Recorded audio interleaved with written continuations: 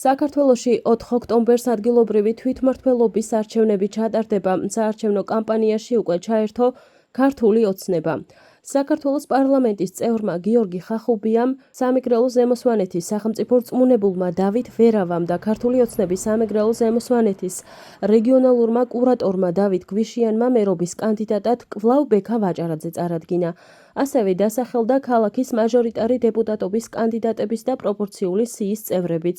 მაჟორიტარი დეპუტატობის კანდიდატები არიან: ოლეგ ნაჭყებია, ირაკლი კიკალეიშვილი, შოთა გაბუნია, ნიკოლოზ იზორია, სანდრო ქუშაშვილი, მალხაზ ფოჩხუა, ზურაბ ბერაია, თორნიკე კირთაძე, გიორგი დოლიძე, ნიკო კუცია.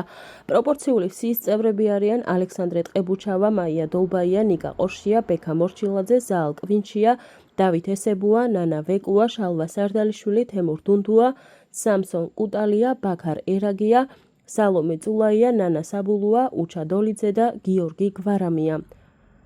ბექა ვაჭარაძემ აქტიურად დაიწყო უბნების მიხედვით მოსახლეობასთან შეხვედრები, რომლის დროსაც ხდებოდა ადგილობრივებისთვის საკრებულოს მაჟორიტარი დეპუტატობის კანდიდატების წარდგენა. პირველ რიგში მადლობა მინდა გადაუხადო პარტია ქართულ ოცნებას გამოცხადებული ნდობისთვის. ჩემთვის დიდი პატივია წარმოვადგენ მალთაყვის უბანს საკრებულოში.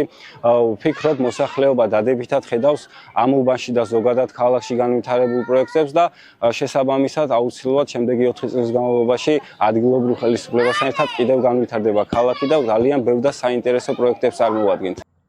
შეხვედრების დროს ბექა ვაჭარაძე მოსახლეობას აცნობს ყველა მნიშვნელოვანი ინფრასტრუქტურული პროექტის შესახებ, რომელიც უკვე მიმდინარეობს ან დაგეგმვის პროცესშია. ძალიან დადებითად მინდა შევაფასო ესეთი ენერგიული მერე ჯერ მე ჩემი ასაკიდან გამომდინარე არ მახსოვს ქალაქში. ძალიან სასიამოვნო ჩვენ შეხვედრა დღეს კიდევ ერთხელ შეხვდა ამ მოედანზე შედგა.